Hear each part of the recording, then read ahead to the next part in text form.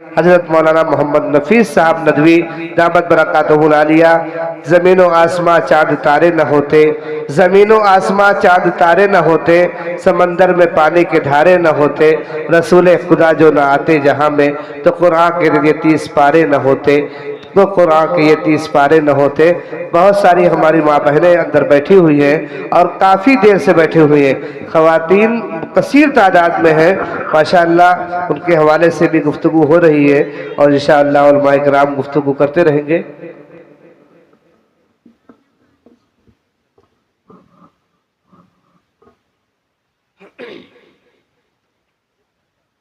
बिस्मिल्लाहिर्रहमानिर्रहीम।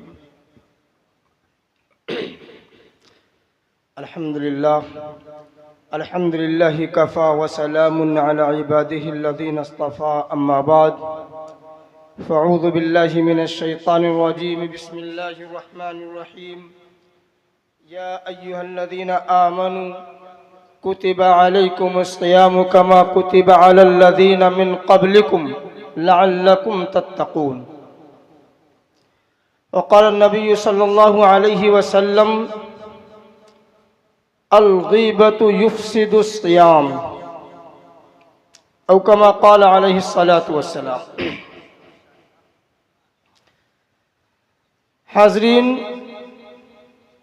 वक्त की क़िल्लत दामनगीर है और अफराद की भी, इसलिए मैं चंद मिनटों में अपनी बात कहकर अपनी जगह लूँगा।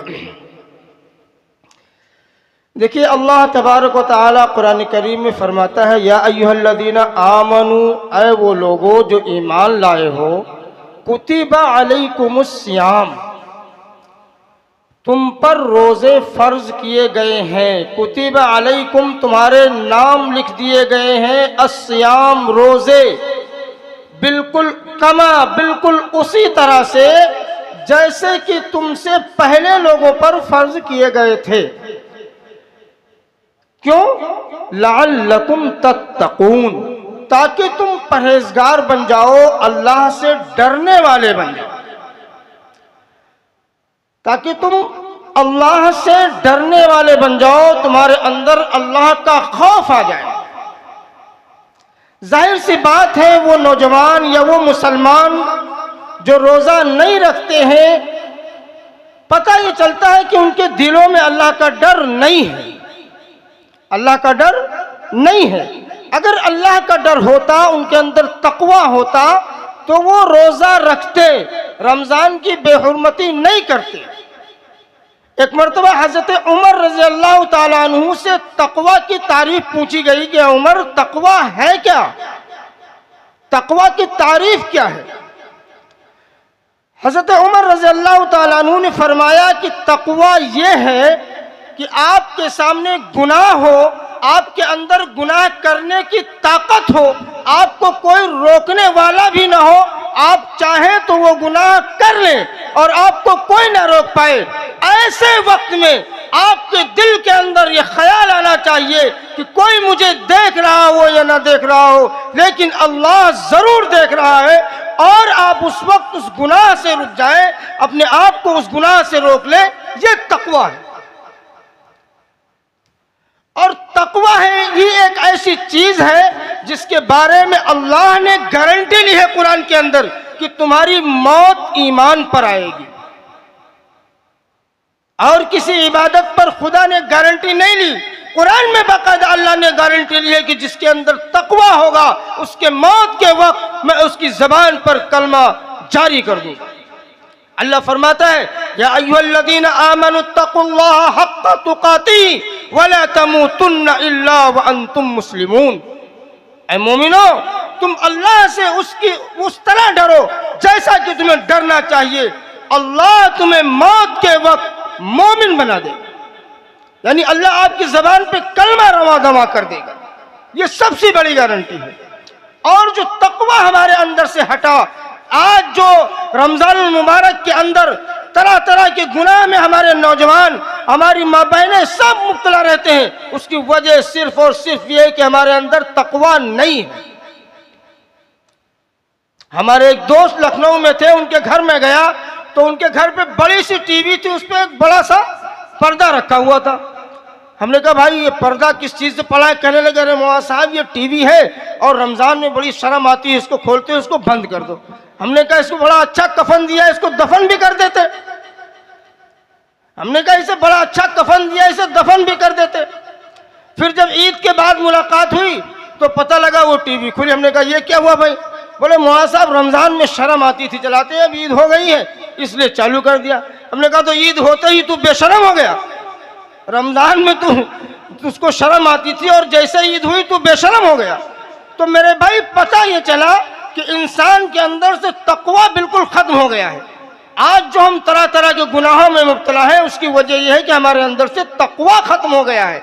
आज जो हम रोजे नहीं रखते हैं और दंदनाते फिरते हैं, और अगर कोई बोलता है रोजा क्यों नहीं रखते तो हम ये कह देते हैं, बेसाख्ता बोल देते हैं कि तुम रखते हो अपने लिए, हम रखते हैं अपने लिए, तुम्हारा रोजा तुम्हें मुबारक, और हम गैर रोजदार हैं, हमें गैर रोजदारी ही सही। बहुत सारे नौजवान ऐसा कह देते हैं। मैं ये कहना चाहता हूँ उन तक ये पैगाम पहुंच जाना चाहिए कि रोजा ही एक ऐसी इबादत है, रोजा ही एक ऐसी इबादत है जिसके बारे में अल्लाह ने फरमाया जितनी भी इबादतें हैं सारी इबादतों के अज्र अल्लाह अपने फरिश्तों के हाथों से दिलाएगा, लेकिन रोजा एक ऐसी इबादत है कि उसका अज्र अल्लाह अपने हाथों से अता फरमाएगा। बल्कि फरमाया कि आना उज्जा भी, मैं उसका बदला हूं, मैं उस बंदे का हो जाऊंगा जो रोजा रखेगा। सोचो जरा रोजे का कितना बड़ा मकाम है। मूसा अलैहिस्सलातु वस्सलाम जब कोहे तूर पर बात करने गए, एक मरतबा अल्लाह से बात होने लगी, फरमाया या अल्लाह मेरी और आपकी बात तो यूं हो रही है जैसे कि हम और आप आमने सामने हम कलाम हो। तो आखिर ये बता मेरे मौला कि मेरे अंदर और तेरे अंदर दूरी कितनी है?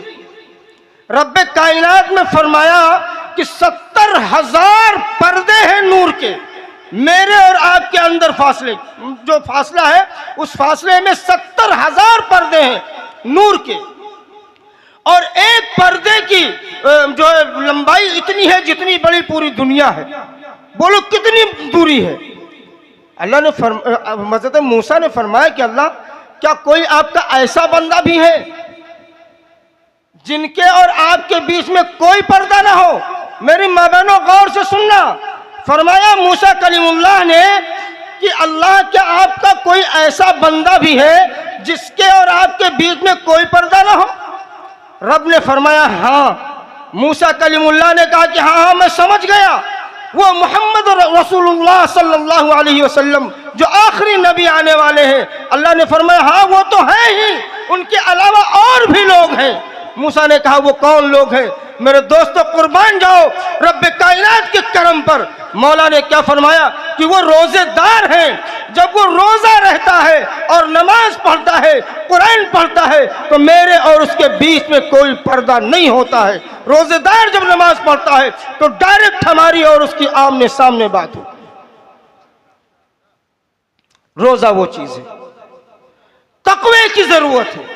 तकवा बहुत सारे लोग बयान करते हैं, इब्राहिम खलीलुल्लाह सब बताते हैं, लेकिन मालूम एक मरतबा फरिश्तों ने सवाल कर लिया कि अल्लाह आपने इब्राहिम अलैहिस्सलातु वस्सलाम से पहले बहुत सारे अंबिया भेजे और सारे नबियों को नबी कहा, किसी को जो है खलील नहीं कहा। भाई खलील एक बड़ा मकाम है कि रब अगर अपने बंदे को कह दे कि ये मेरा दोस्त है तो ये कितना बड़ा मकाम है। भाई जाहिर सी बात है, अगर कोई यहाँ दुनिया का मामूली बादशाह अगर हमारे कंधे पर हाथ रखकर एक फोटो खिंचवा लेता है तो हम उसे इतना सजा कर रखते हैं, अपने रिश्तेदारों में, दोस्तों में, सबको दिखाते हैं। एक बड़े मर्तबे का आदमी अगर कंधे पर हाथ रखकर एक जो फोटो खिंचवा लेता है तो हम उसे दिखाते फिरते हैं लोगों को। बताओ जरा उस बंदे के अंदर, उस नबी के अंदर क्या क्वालिटी होगी जिसको रब खलील कह दे, जिसको रब खलील कह दे। फरिश्तों ने पूछा अल्लाह आखिर कौन सी ऐसी खूबियां हैं तेरे खलील में कि तूने नबी भी बनाया और खलील भी बना दिया? अल्लाह ने फरमाया कि फरिश्तों मेरे खलील में 4 खूबियां हैं, जिनमें से एक खूबी बड़ी अजीब है जो बहुत कम लोगों में पाई जाती है। कहा वो 4 खूबियां क्या है? कहा कि मेरा खलील मुझसे इतना डरता है उसके अंदर इतना तकवा है कि मैंने कहा कि तू अपने इकलौते बेटे को कुर्बान कर दे मेरे नाम पर, उसने कुर्बान कर दिया। मैंने कहा तू आग में कूद जा मेरे नाम पर, वो आग में कूद गया। मैंने कहा कि तू अपने बेटे को बेआबो गिराह मैदान में छोड़ दे, तने तनहा, उसने छोड़ दिया। लेकिन चौथी खूबी जो है वो बहुत कम लोगों में पाई जाती है। वो क्या है? वो ये है कि मेरा खलील कहता है ज़ातु क़ल्बी रहमान, मेरे दिल में रहमान बसता है, अल्लाह मेरे दिल में रहता है। फरिश्तों ने कहा कि मौला ये बात तो समझ में आ गई कि उन्होंने अपने बेटे की कुर्बानी दी, ये भी समझ में आ गया कि उन्होंने अपने आप को आग के हवाले कर दिया, ये सारी चीजें समझ में आती हैं, लेकिन ये मैं कैसे मानूं कि आप उसके दिल में बसते हैं? मौला ने कहा अगर तुम्हें यकीन नहीं तो तुम जाकर आजमा लो। एक रिवायत में 10 फरिश्तों का जिक्र है, दूसरी रिवायत में 11 फरिश्तों का जिक्र है कि फरिश्ते आए और इब्राहिम खलीलुल्लाह जहां बकरियां चरा रहे थे वहां वादी के पीछे खड़े होकर एक फरिश्ते ने वही दुआ पढ़नी शुरू की जो हम इंशाअल्लाह कल से तरवीहा में पढ़ेंगे, यानी 4 रकात तरावी के बाद जो दुआ हम पढ़ते हैं, सुब्हान ज़िल मुल्क वल मलकूत, यही दुआ उस फरिश्ते ने पढ़ी और इब्राहिम खलीलुल्लाह के कानों में आवाज जैसे ही पड़ी, लिखा है कि बिल्कुल वो सावन के महीने में पहली बारिश को देखकर जिस तरह मोर झूमता है, खलील बिल्कुल उसी तरह झूमने लगा कि वाह, किसने मेरे रब की इतनी उम्दा तारीफ कर दी, किसी ने मेरे अल्लाह की तारीफ की, किसी ने मेरे रब का नाम लिया। अब वो तिलमिलाने लगे, दौड़े दौड़े घूम रहे हैं पूरे वादी में और ढूंढते हुए पहुंचते हैं तो देखते हैं कि वो फरिश्तों का झुंड इंसानी शक्ल में बैठा हुआ है। आकर पूछते हैं ए तुम लोगों बताओ, तुम में से किसी ने अभी अल्लाह की तारीफ की? कहा कि हाँ हाँ मैंने तारीफ की। बोलो क्या करना है? कहा कि वो तारीफ जरा एक बार फिर से कर दो। क्या कहा? वो तारीफ एक बार मेरे रब की फिर से कर दो। फरिश्तों ने कहा कि अब मुझे नहीं करना, अगर मैं करूंगा तो उसके बदले में मुझे तुम क्या दोगे?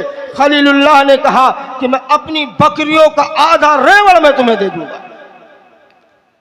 उस फरिश्ते ने फिर पढ़ना शुरू किया, सुब्हानल मलिकुल कुद्दूस, सुब्हान ज़िल मुल्क वल मलकूत, सुब्हान ज़िल इज़्ज़ति वल अज़मति वल हैबति वल किब्रियाइ वल जबरूत। वो पूरी दुआ पढ़ी।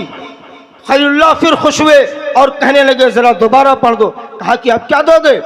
कहा जो आधा रेवड़ बचा है बकरियों का वो भी मैं तुम्हें दूंगा। चुनांचे फरिश्ते ने दोबारा पढ़ा, अब पूरी बकरियां खत्म हो गई, खलीलुल्लाह के पास अब देने के लिए कुछ नहीं बचा। फिर खलीलुल्लाह कहने लगे मेरे रब की तारीफ एक बार और कर दो।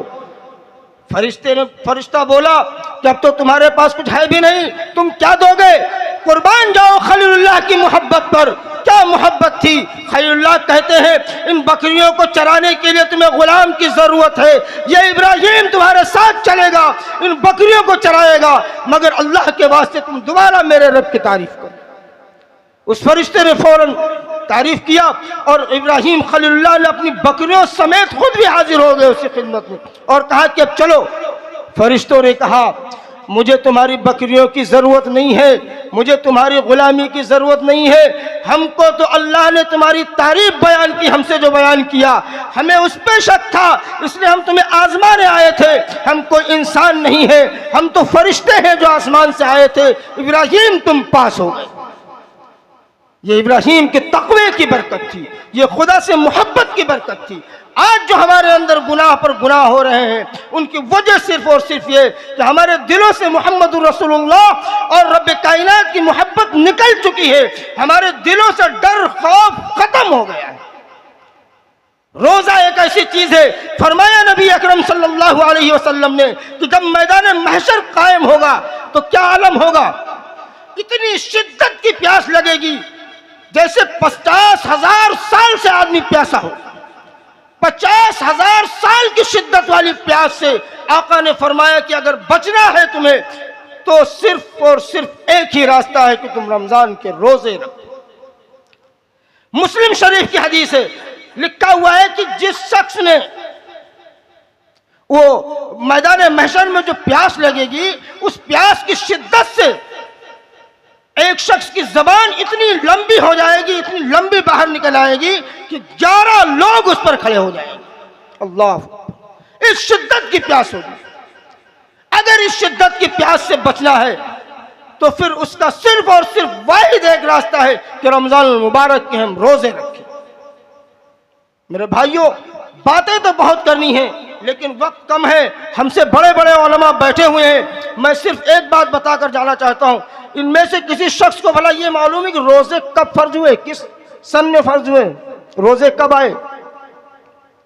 रोजे सन 2 हिजरी में, और 2 हिजरी में ही जंग बदर यानी इस्लाम की पहली जंग भी हुई और उसी साल रोजे भी आए। वक्त बहुत ज्यादा हो गया है। अल्लाह ताला हमें और आपको कहने सुनने से ज्यादा अमल की तौफीक अता फरमाए।